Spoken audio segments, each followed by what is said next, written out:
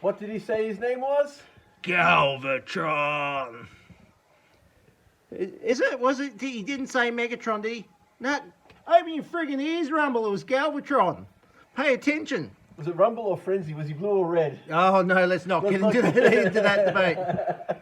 Okay, ladies and gentlemen, welcome to Big Angry Trev's Transformatorium. And today we are looking at the new leader class Galvatron from the Kingdom toy line. So, oh, look, we're panning back, aren't we, professional? Hello! Okay, so, welcome to Big Angry Trev's Transformatorium. I am your host, Big Angry Trev, and sitting in with me today in the Transformatorium is Brendan. Brendan, how are we today? Well, I'm the, red hot chili angle. Oh, yes, check the blog, you'll find out what that means. Okay, so, yeah, today we are looking at Kingdom Class Galvatron, and we've actually got a few copies here, so we can examine him in all his different modes. So, first off, we're going to look at the box. See? It's a box. Glorious. Oh, isn't it? Isn't it just? It's delightful. And you'll note they've got the little window there now because they're trying to cut down on packaging, which I don't mind. If it helps the environment, I don't mind too much. I think it's just, you know, the little kids, it might put them off a bit. And, of course, then we have the back.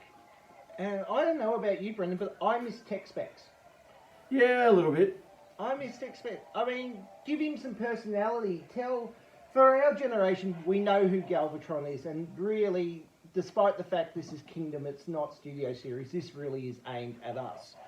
But, if kids wanted this, they kind of need to know who Galvatron is. So I think, personally for me, I would have liked to see a little blurb. So there's his, he's there, you know, he's going to shoot stuff and be all Galvatron-y. Well, we'll know more about who Galvatron is come July 26th when the next season drops on Netflix. Oh, that's not a plug or anything like that, but just a reminder because everyone's going to want to watch it. That's painful, because you never trust anyone. Speed the hell up, Netflix. You take so long to say anything. Anyway, we digress. We're talking about a toy. Speed up. I'm looking at you, Netflix. Everyone talks so slow. Anyway, all right. So as you can see, we've got our Galvatrons here. Brendan, dear boy, would you care to talk about the robot mode? It's good. What else to say? It actually is the Galvatron figure that everyone has been wanting, an official one that everyone's been wanting. Better than the Titans Returns, better than the Generations. This is actually the Galvatron figure every fan of the series has been for a very long time. Well, if we actually compare, so here's Titans Returns, or I'm Galvatron, howdy. And here's the new Galvatron, and you can really, you can see the difference there. There's just like, I didn't think he'd look so much better than the old one, but he really does. There's like such a marked difference from the paint job to the cannon. We can move that cannon down there. Everything. I did like, he had a lot of good play value, in, you know, he's got the headmaster gimmick. He's a triple changer. But then you look at the backs of them as well. Like, look at the thighs are massively different. The legs and everything. It's just way better. Buy it. Oh, thank you, Hasbro shill. So, and what do you think about the accessories that come with him? The Matrix, the guns on the back, all that kind of thing? Well, the Matrix is a bit superfluous. At least you can take the Matrix off the chain, which is kind of cool if you haven't had a look at that. It does actually come off the chain if you wanted to. Yeah. Not that we haven't got a Matrix with any other figures already. Oh, remember it was so exciting when that first toy of a Matrix came out. I think I've got a dozen Matrixes now. Which one was the first? What, Optimus MP01? Yeah. It was probably the first one. Yeah, probably. In my collection it was. Or the G1 Galvatron that came with the purple Galvatron anime version, which you're now going to go grab, I guess. So actually, here, if we compare the two, so this is the G1 Galvatron, but yes, in the anime figures, and so as you can see, the new Galvatron's much smaller, but the G1 Galvatron was a very big toy. He was one of the biggest Gen 1 toys there was. One thing this guy does that this guy doesn't do is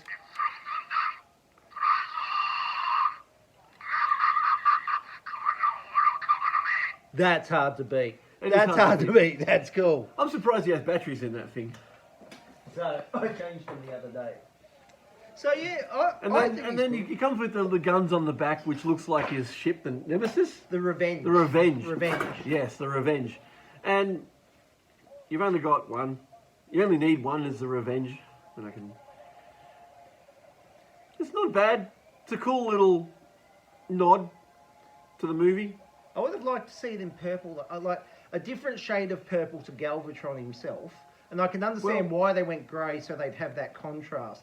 But just if it's that homage to the Revenge, a similar colour scheme would have been nice. I'm sure there's some customizers out there that they're going to paint. They're going to paint it purple.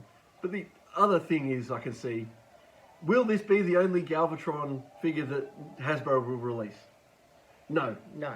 They will re-release this in the more probably mauve purple of the original figure that you showed then. I think there's a Unicron Galvatron toy has been announced. So I think, yeah, there's going to be Unicron Galvatron toys. So, and we're all going to buy them. We all know that because we're suckers. No worries. Okay, so now we're going to have a look at the tank version. Tank cannon. Tank cannon. And as you can see, he actually can wheel around. There's wheels on the underside here, here, and down there. Now, I think he's better than the Titan's Return cannon version, which I didn't actually think was too bad. And as you can see there, you can attach the Matrix at the front. You can put the two Revenge ships on the side. So you've got all those. Of course, these also... Which is what they want on the box art. That's it. So they can... You can always remove these as well. So, and yeah, look, he's pretty. For me, he's a little bit. I would have liked to be able to angle him upwards, so like when he's destroying Starscream in the movie, but that's a small quibble. The transformation from one mode to the other, I found very straightforward. There was no bits too fit. I think the underside with the legs, I found a little bit fiddly, but besides that. Very straightforward, very tight joints, everything clipped in very well. So yeah, no issues whatsoever. Not the most clever transformation, but certainly good. In fact, the level I like, as in, you know, it makes me think, but it doesn't make me think too hard. So yeah, I really like both these modes. As you can see with the robot mode, we've got head tilt, head swivel, elbow movement. Elbow movement, shoulder movement. Plenty of articulation. That's it. Ankle tilts. Everyone loves ankle tilts now. That's it. He can do the Forrest Gump run. He can do pretty much all of that stuff. So yeah, look, I'm impressed with him so far. Now, if we remove the backing board.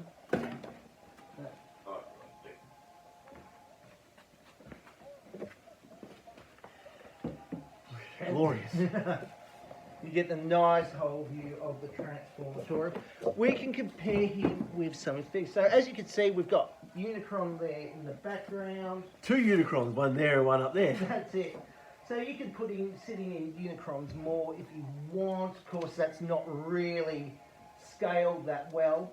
But you can still have it. Here we've got the new Rodimus. And if we put these two close to each other, I think we actually need the camera closer to the table at this point. So if we move these there, so as you can see, they're sized together. It's pretty well. So Rodimus is perhaps half a head shorter. Shorter, yeah. But that's all right because the Decepticons are always meant to be that bit bigger than the Autobots. So I think they scale very well together. With Cyclonus and Scourge, if you can grab Cyclonus and Scourge for us. I can do it.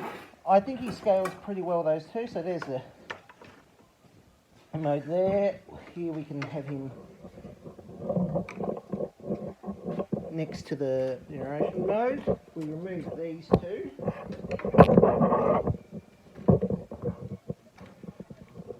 And he scales very well with both of those. And that's the quintessential Bad 3, guys, from the last movie, from the animated movie, sorry, and from season 3. And gee, don't they look well together? Scourge is from the studio series, of course. Cyclonus Kingdom is from Kingdom Like. Galvatron is Rodimus, and yeah, they all really scale quite well together. And then you've got your different. So this is the Galvatron that we had to put up with years ago, and I really didn't like this figure much at all. So I'm glad we've got a few different ones now. So we'll get it down so you can actually see the tank. So stop falling down. So if we put all our, it's a nice little tableau, isn't it? So that's not all the Galvatrons yet. So no, there's still a few more. Move them in there. And then just the quintessential best. That's it. So yeah, look, that is Pretty decent Galvatron set. That's it. This is Earthrise Galvatron. So currently here in Australia, he is going for No, he's Kingdom Galvatron. Kingdom Galvatron. Sorry, in Australia he's going for about $88, which is a decent enough price. I believe if you've got more patience than the likes of Brendan and I, you might be able to pick him up cheaper at a toy sale very soon. Brendan, any final thoughts on this figure? Buy it. Buy it. Excellent. So, right, yeah. So, I'm not sure I've got much more to say there. Yeah, he's awesome. He's going to set well. He's going to fit in well if you're going to do a movie display. And if you want to be cool, blow apart Ultra Magnus. That's it. That's it. Actually, that would be good if we had an Ultra Magnus that came apart the same way the Cup did. Well, Okay. there's always a way we can make that happen. That is. Alrighty. Okay. Thank you very much. That has been. I got to get in the shot too. Mwah. Okay. That has been Big Angry Trev in the Transformatorium, along with Brendan, and our review of Earthrise Kingdom. Kingdom He'll get it right. Kingdom Galvatron. Okay. Thanks for watching.